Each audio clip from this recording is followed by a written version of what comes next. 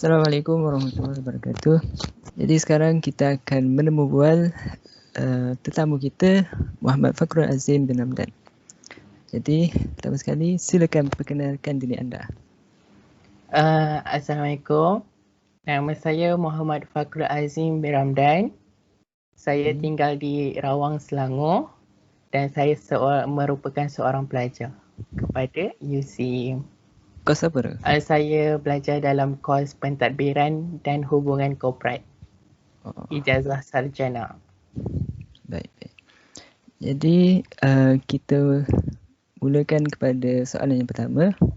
Okay, Sejak boleh. bila anda memulakan perniagaan? Saya memulakan perniagaan pada akhir tahun 2018 sementara menunggu keputusan stamp Sijil Tinggi Agama Malaysia. Waktu tu tak macam sekadar suka-sukalah untuk mencari pendapatan lebih macam tu. Dan kemudiannya sampailah sekarang saya mula berniaga. Baik. Jadi dah hampir 2 tahun, betul? Ya, betul. Ya. Jadi seterusnya produk apakah yang dijual? Okey, macam saya merupakan seorang dropship. Dropship ni dia sekadar ambil pesanan saja daripada customer. Lepas tu kita paskan pesanan tu kepada pihak HQ sebab pihak HQ yang akan uruskan kita punya order tu. Okey, macam saya jual pakaian baju kurung dan jubah untuk perempuan. Manakala kurta dan juga baju Melayu untuk lelaki lah, macam tu. Jenama apa tu? Okey, saya untuk saya jual 3 brand, 3 jenama iaitu Jella Bella Atelier, Jamels dengan Zero Zero. Ketiga-tiga jenama ni adalah di bawah satu company yang sama tetapi jenama sahaja yang lain. Macam tu. Sub-brand lah? Ya, betul. Baik. Seterusnya, berapakah modal permulaan? Okey, untuk modal permulaan sebagai dropship tak ada modal permulaan. Dia cuma bagi syarat bahawa untuk 3 bulan yang pertama kita kena ada order lah. Kalau tak ada order untuk 3 bulan pertama tu, dia akan terus keluarkan kita daripada senarai dropship. Macam tu. So kita kena bertungkus lumus lah. Kalau betul-betul nak jadi dropship tu kita kena cari order lah. Macam tu kita kena cari customer untuk 3 bulan pertama tu. Okey, baik. Seterusnya, berapa purata jualan harian? Purata jualan harian lebih kurang dia ikut juga kepada customer, dia order berapa banyak. Biasanya kalau macam saya, satu baju tu dalam 100 ke atas. So bila kuantiti banyak, makin banyaklah kita punya kos jualan tu. Macam tu, dia bergantung pada customer. Tapi selalunya kalau yang tertinggi pada hari raya lah sebab kita jual pakaian kan. So banyak permintaan pada hari raya. Macam tu. Kalau hari biasa kurang sikit dia punya permintaan. Seterusnya, berapa anggaran pendapatan bulanan? Okey, sejujurnya saya tak berapa tengok sangat pendapatan tu, tapi saya adalah kira sikit dalam macam 500 ke atas. Macam tu. Kalau kita dengan usaha kita sendirilah, kalau kita pada hari tu betul-betul kita push diri kita untuk buat jualan, so banyaklah pendapatan yang kita dapat. Macam tu. Baik. Kalau tak ada usaha, sikit lah. Kalau kita malas, sikit lah dia punya pendapatan. Macam tu. Baik. Seterusnya, boleh kongsikan berapa jumlah jualan tertinggi yang pernah direkodkan? Okey, jualan tertinggi yang pernah direkodkan pada hari raya lah. So waktu tu ramai kan customer yang nak baju. Lagi-lagi saya menjual pakaian yang boleh disedondonkan dengan keluarga. Macam ada ayah dengan mak, lepas tu ada suami isteri yang macam tu. So jualan tertinggi dalam macam dalam macam 3,000 ke atas tertinggi, macam tu. Pada hari raya. Untuk tahun 2000 berapa tu? Untuk tahun 2020, tahun lepas. Baru lagi dah. Ya betul. Jadi seterusnya sebagai seorang pelajar, macam mana anda bahagikan masa antara bisnes dan pembelajaran? Okey, sejujurnya saya buat bisnes ni sekadar suka-suka. Sebab kita kan tengah COVID kan sekarang kan. So kita tak ada apa-apa nak buat selain belajar. Takkanlah nak belajar je kan.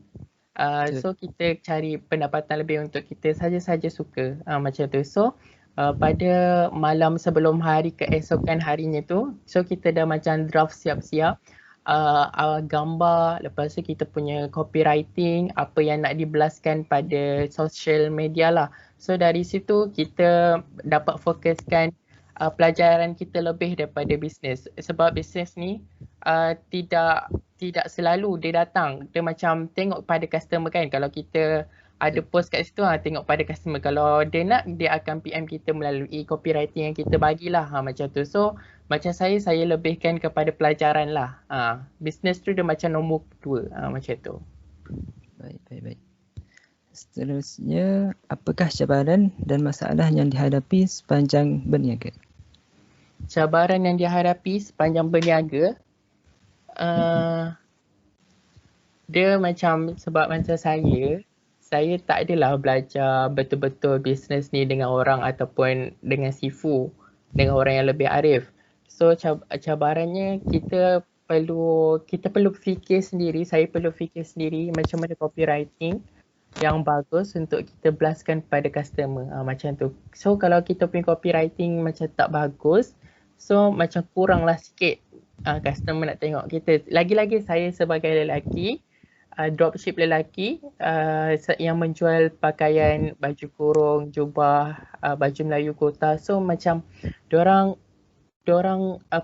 macam tak pandang lah dropship lelaki sebab kebanyakannya kan dropship perempuan kan kalau jual pakaian macam ni kan. So ada kadang-kadang tu ada macam dia sedih lah juga macam customer cakap saya ni penipu lah, apalah. Macam tu. So sedih lah kan sebab kita kan betul-betul jual kan. So dia kata macam tu, so kita tak boleh lah nak push sangat customer tu. Kita macam cakap okay betul-betul saya ni. So kalau dia tak nak tu saya akan biarkan je lah. Dia akan boleh berurusan dengan dropship lain. Macam tu. Jadi lebih kepada faktor luaran lah. Ya betul. Jadi seterusnya, apakah perbezaan yang dirasai sepanjang berniaga sebelum pandemik dan selepas pandemik? Okay, macam sebelum pandemik ni sebenarnya dia tak ada beza sangat tau. Dia sebelum pandemik tu dia adalah sedikit tinggi kan sebab orang ada pendapatan kan. Betul. So orang akan order banyak lah. Lepas tu selepas COVID ni dia macam turun sikit sebab kita pun tahu kan, kita tahu yang tak semua orang dapat pendapatan yang secukupnya kan. So masih ada yang dapat pendapatan untuk ahli keluarga dia nak bagi kan. Macam saya pakaian dia tak adalah terjejas sangat tapi dia ikut musim lah.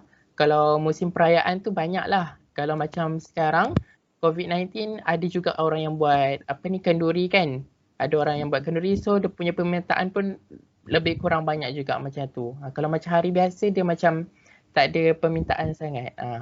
Macam tu. Seterusnya, bagaimana cara atasi masalah yang dihadapi? Masalah yang dihadapi ketika during pandemik ke? Sepanjang berniaga ni. Sepanjang berniaga. Okay. Macam yang tadi saya cakap tu kan. Macam saya cakap, orang cakap saya scammer lah, penipu kan. So dari situ saya belajar macam mana saya nak convincekan customer saya. Macam tu saya akan cakap, ya betul Puan, ini. Lepas tu kita akan bagi feedback lah. Feedback daripada customer kita kan.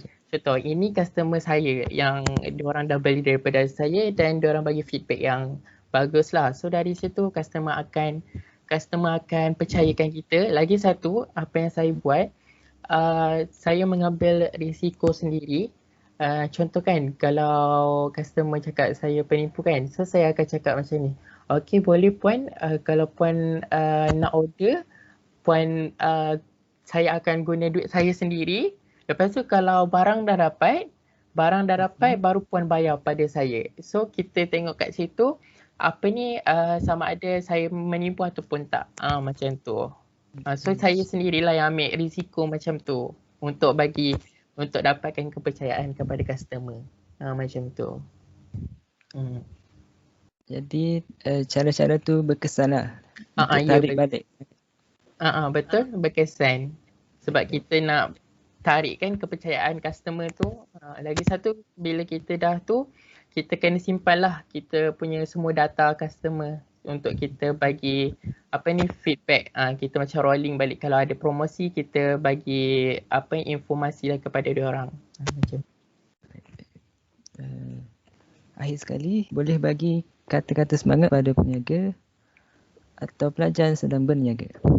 Okey, kepada yang berniaga ataupun yang sedang berniaga ataupun yang akan berniaga, saya bagi tahu jual produk yang korang suka.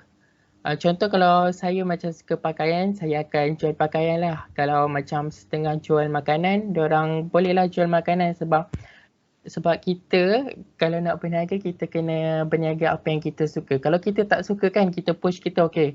Macam baju, dia banyak kan dia punya setiap baju, setiap nama baju tu macam Julita kurung apa semua kan. So kita kena ingat. So bila kita dah suka menjual pakaian tu, kita akan ingat lah. Kalau contoh kalau orang tu tak suka, so dia macam tekanan bagi dia untuk ingat setiap apa yang perlu diingat. Macam tu. So jangan putus asa. Teruskan kalau tak ada sale tu biasalah, perkara biasa macam tu. So teruskan je buat. Macam tu. Baik. Jadi sebelum akhir boleh promotekan bisnes anda. Macam mana nak dapatkan?